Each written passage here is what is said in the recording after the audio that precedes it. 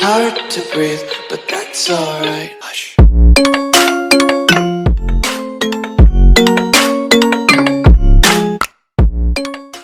अस्सलाम वालेकुम।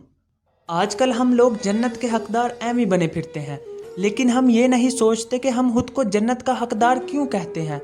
हम क्यों जन्नत के हकदार बने फिरते हैं।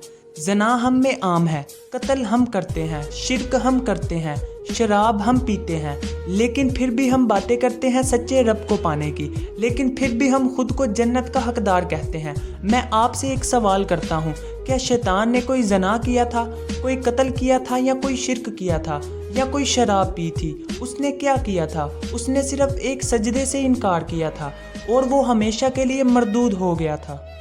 लेकिन आजकल मुसलमान 5 नमाज़ों में न जाने कितने सजदों से इनकार करता है, लेकिन फिर भी बेफिक्र है कि मरदूद नहीं हुआ।